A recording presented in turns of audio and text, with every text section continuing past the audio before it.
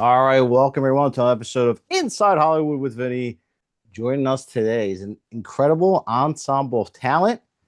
First, we have a true Hollywood power couple. You know them from a vast body of work. Match made in heaven right here. You know them from tremendous work, including the Pope of Greenwich Village, which I grew up on.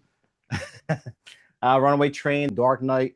He's Oscar and Golden Globe nominee, Eric Roberts. Welcome to the show, Eric. Thank you, thank you, thank you. Alongside him is a powerhouse in her own right. She's an accomplished actress. She's an esteemed casting director, producer, screenwriter, manager, and bodyguard, I think, of Eric, too. She is the amazing Eliza Roberts. How are you, dear? Great. Glad to be here. All right. And last but not least, he is the writer producer who carried the story for many years in his back pocket. He's the founder of Emerald Oak Productions. He is Michael Tove. How are you, Michael? Hey, how you doing? I have a fantastic movie, and it's called Yard Sailing. And I'm going to let you talk about it, but I'm just going to get a little tidbit out there. It's a Hitchcockian suspense mystery about a bargain purchase that spirals into a dangerous life or death web of secrets. Mike, take it away. I've always loved storytelling that didn't have predictable endings. I was a big fan of Henry stories, especially The Gift of the Magi, and Rod Serling, and just all of those wonderful Hitchcockian types of tales. And I developed this idea. This is back, oh my gosh, maybe around 1990. I had opportunity to spend a little time with Sherry Rhodes, who was just a wonderful. She, for those of you that don't know, she cast Jaws, she cast Close Encounters, Silverado, Turns and Endearment, so Urban Cowboy, just some major films.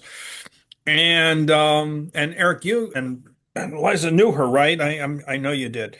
Oh, yeah. And I kind of told her the story, and she was, wow, this is an amazing story. You have to do it. And so I did. But it took a long time because I needed the right people to make it happen. And that occurred when I got to be friends with Tom Logan, who was a director, and Tom and I are now like.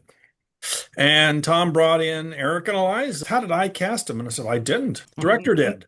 And so one thing led to the next, and we have this amazing film, and by the way, some amazing friends. That's kind of how this thing started. I've got lots of other projects that I'm in the works on. I'm actually we're in production on a really cool live CG animated short that's just going to blow the doors off of everybody. But it's only 4 minutes long. It's going to be really fun.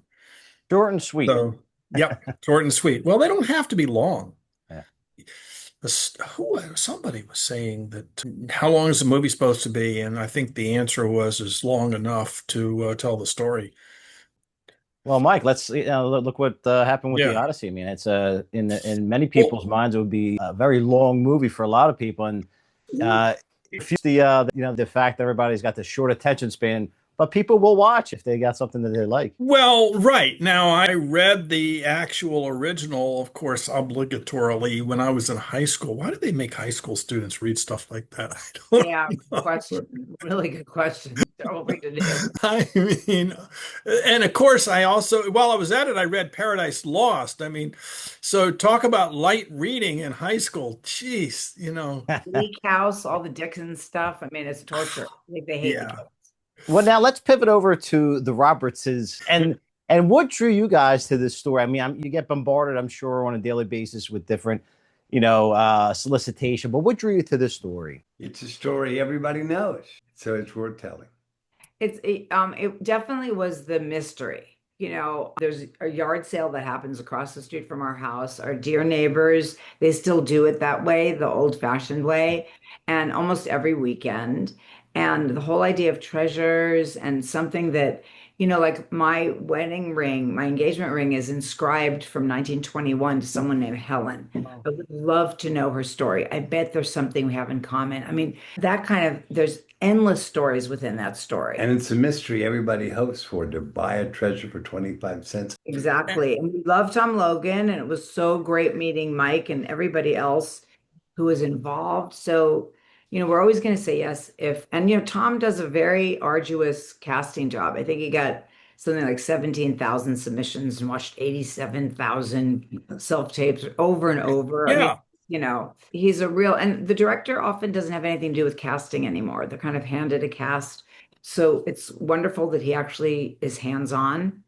So there were a lot of reasons. The other thing about Tom is that, I mean, this was always a 30-minute short, but he could have approached it as a 30-minute short film, but he didn't. He approached it as though it was a studio feature that just happened to have a 30-minute runtime. The result is palpable from that perspective. I mean, it's not just the story, but the production quality was at top level, and everything that we did was at top level. And of course, Tom's sets are always fun. I mean, we had a blast, and there will be things that are only known between those of us who were there. As it should be, right? As it should be. Being an independent filmmaker myself, I always, all that preparation, all that stress. But when you get on set and things are loose and fun, within reason, of course, because you have to get the job done, that lends to, I think, magic inside the movie itself. I think it actually gives it more appeal to the actual movie. Yeah, it translates. It does. Yeah. And Tom said this, and I'm so 100% agree that when you've got people that are there that first and foremost are having fun, that didn't have to check their egos at the door because they didn't really have them in the first place. Right. You get a dynamic that improves the quality of everything. It's not just the stars, it's the cast, it's the crew, and everybody that's there, from the director to the background talent. Everybody has a purpose, everybody has a reason. And when everybody is just treated right and has a great time, it creates something that's better than it would be otherwise, I think. Anyway, I've been on sets that weren't anywhere near as good as this one, and we all have. That's for all sure. have, but I remember the great ones, and this is one of them. And every film I do, I'm doing this little short, and it's funny to meet some of the other folks on this thing. But so it's CG animation, and Charlie Breakiron, who actually did some of the CG stuff that we actually ended up doing on yard selling. Charlie's a really good friend, really great guy, and I keep telling him, like yesterday, I keep telling Charlie, I said, I feel like he's doing all the heavy lifting, and I keep saying that I feel like there's an elephant and a mouse hooked up to pulling a cart. And the elephant is saying to the mouse, "Man, am I glad you're here." And I tell Charlie, I said, "I'm the mouse." And he goes, "No, I'm the mouse." And I go, "No, you're not. You're doing all the work." As long as it all works out in the end. Now, Exactly. Now, Eric, let me ask you a question, Eric. How did you prepare for this role? Every role is different. I mean, you were so many years of experience and tremendous. You're a master, if I may say so. But how did you prepare for this specific role? I'm old school. I read my script, I arrive on a set, and I ask the director, "What do you want to see?" And I do what he tells me. Simple as that. That's it. Anybody that's out there in acting school, get your money back. That's all you need to know. It's worked for a lot of movies really well. You know what's funny? I make this is sort of a side note. I make homemade wine. My parents are from Italy, and so I grew up with a lot of these traditional things. And everybody asks me, "Oh my God, your wine is so great. What do you do with it? What do you do?" I'm like, I just leave it alone. So simplicity is always best. There you go, pal. Like the thing to do. Absolutely. Now, Eliza, you have an eye for this because obviously you're a casting director, a producer, like you have a ton of experience. So you can see when something I think is probably a good bet. What was your opinion when we first saw it? It was a page turner for me. Wow. Because, and I knew what character they wanted me for. So I kind of saw it from that perspective too. And I loved her. There was a lot of subtlety. There was a lot of subtext that they were thinking of using. I immediately really liked it. And I also had that experience of it. The whole story was told in such a short time, and I really appreciated that. We are so short on time all the time because we're so busy. And reading a shorter script is always kind of I'm writing some stuff and I'm working on a series, a pilot. And so I'm thinking about doing a short film. I've done a few and I've gotten some awards, but I'm like, I'm not ready for a full feature. How about if I just do a 40-minute, short, even that's still a little bit longer than a short. But I think that there's a market for anything anymore. I mean, if it's something that's good, it doesn't really matter the time limit. No, remember when it was formatted? A feature had to be 83 minutes or whatever. If you had a short, you could only show it at a festival of shorts. And and way back there used to be shorts before feature movies. There's like a cartoon and a short film. I mean, it's just all over the place. You can do whatever you want, any length.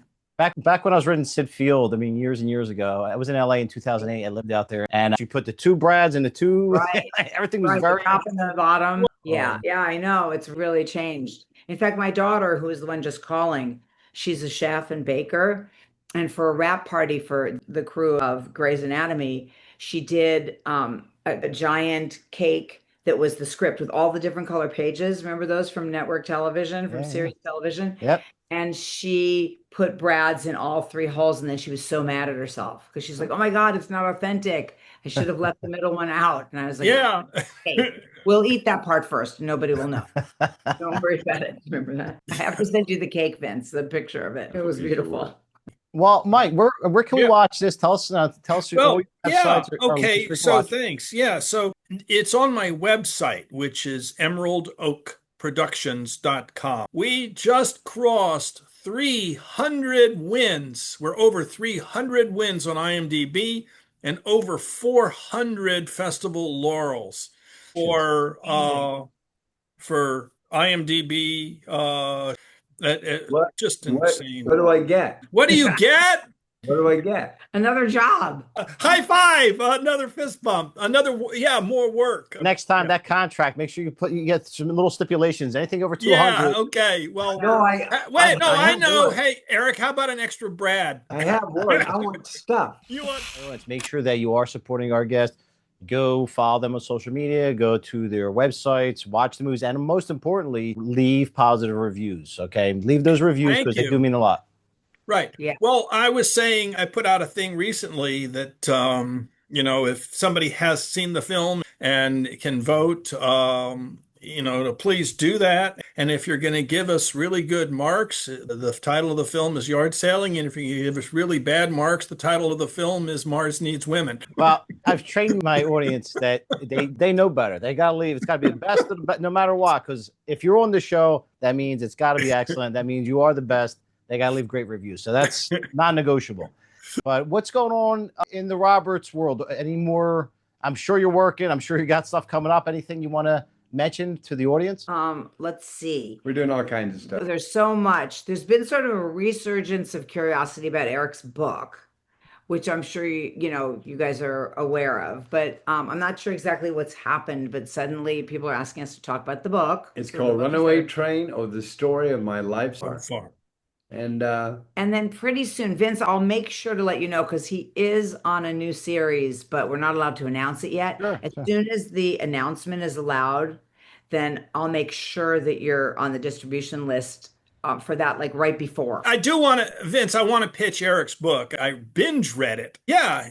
And next time, and when I'm down there in December, I'm going to bring it so you guys can sign it for me. But yes, of course you will. But it's a great book, and I love hearing that from you. Yeah, thanks. I've told several people they need to read it, but no, they can't have my copy. Well, I look forward to reading myself. I'm a big fan of yours, Eric, and again, going back, and you probably get so many times over the years, you kind of get disgusted hearing it, but I mean, again, those 80s, I think there's like a resurgence coming back with a lot of those 80s movies and even 90s to a large degree. But my audience, especially, I mean, East Coast, New York, New Jersey, Philly, and I know they're a big fan of yours as well. Any reflections from those days, from the Pope days that you still kind of smile about? Well, I just fell in love with Mickey Rourke. He and I have been friends ever since, and we really bonded over that film. And there was a director who wanted to change some stuff, and Mickey and I bonded together, and we made that movie. And it's just a memory that'll always be positive and loving and artistic and rightfully accomplished. And also, whenever we're in Little Italy, they feed us and they never let us pay a single bill. That's lasted all this time, which is amazing. But Vince is going to be at Paisan Con, where you're going to be. He'll just be there the Saturday. You'll be there Friday, Saturday, and Sunday. So you guys have to connect. It's always We got to good get find- together at see friends Paisan there. Con. Yeah, for sure. You're one of the reasons why I'm glad I'm going. Oh, I mean, the please, show why itself is amazing. Let's face it. You know, we got a lot of celebrities, but you're one of the main reasons anyway. Thank So- you. I love hearing that. All right, and let's make sure that we plug you guys. Where can we find you? I mean, it's not hard, but let's let them know where they can find you guys. It's mostly just been Instagram. So it's at Eric Roberts Actor, at Mom Eliza Roberts. Fantastic. And of course, you're on IMDb. We can always find all your credits and watch, Yes. keep up to On date with YouTube. There's a ton of stuff on YouTube. YouTube. It's really fun to watch the YouTube stuff because we put stuff up there. Something that we want to talk about. We'll just do our YouTube and we'll just post it and tag everything. And so we keep it pretty current. But with Eric's IMDb listing, it might take you a week to go through it all. That's true. You can't wade through it. You kind of Yeah, He's he's the world record holder. I think this is true for film credits. Am I right? Yeah, you are. I think Yeah, there's one you have- voiceover actor who's up there also, but yeah, I mean that was in it. We weren't going for that. It just kind of happened. I'm gonna grow up and make more movies than anybody else in Never, the world. never happened. That's and you know, who knew? Those are great accolades. World record holder for the most IMDb wins of any director now. He's over 500. Wow, I know. Wins. that's On yeah. that's untouchable. Wow. Yeah. I mean, Wow. yeah. So that's just 2 films. That's just 2 shorts. That's just Yard Sailing and Table for Two. That's incredible. 500 wins for 2 shorts. Yeah, That's unheard of. I know. You're great. And yeah, so we're still running the festival circuits on both, and but sometime in November I'm going to submit all of that to Guinness, and yeah. And I'm the podcast host who interviewed all these world record holders. So that qualifies for something. I don't know what, but Yeah, something. I don't know. Hey. All right, folks, that's it for this episode of Inside Hollywood with Vinny. A massive thank you to Michael Tove for joining us today and giving us an insider look at yard sailing. Please make sure you check out the links and follow him and watch this amazing project. Head over to the link in the description box. Stay updated on release dates, screenings, and exclusive behind-the-scenes updates. And of course, a huge thank you to Eric and Eliza Roberts for spending some time with us today. And what an absolute treat. If you want to dive deeper into Eric's incredible life and career, make sure we pick up a copy of Runaway Train or The Story of My Life So Far, an incredible read. There will be a link in the description box to pick one up. It's an unforgettable read, so grab your copy right now. And don't forget to like, subscribe, and leave a comment with your favorite moment from today's interview. And until next time, thanks for watching Inside Hollywood with Vinny.